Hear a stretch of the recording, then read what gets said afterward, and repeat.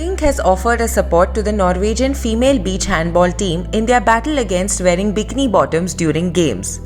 The 3-time Grammy Award winner has offered to pay the disciplinary fines the 10-member team incurred by the European Handball Federation.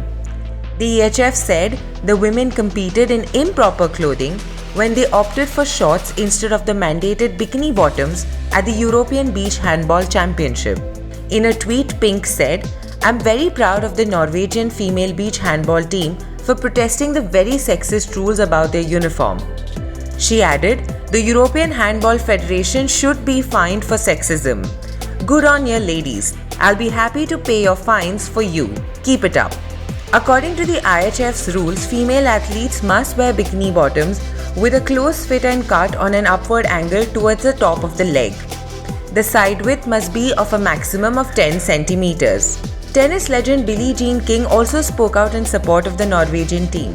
On Twitter, King called out the sexualization of women athletes and pointed out that male handball players do not have to follow the same rules. While the Norwegian Handball Federation announced their support to the team, the European Handball Federation took a different position.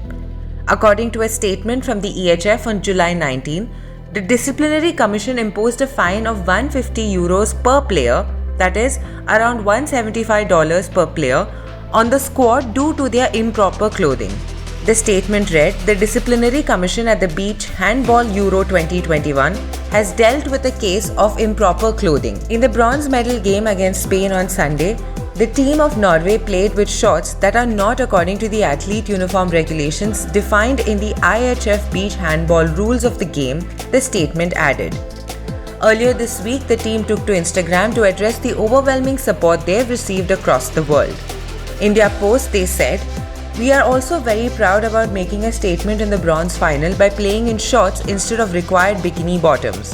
We are overwhelmed by the attention and support from all over the world. Thank you so much to all the people who support us and help spread the message.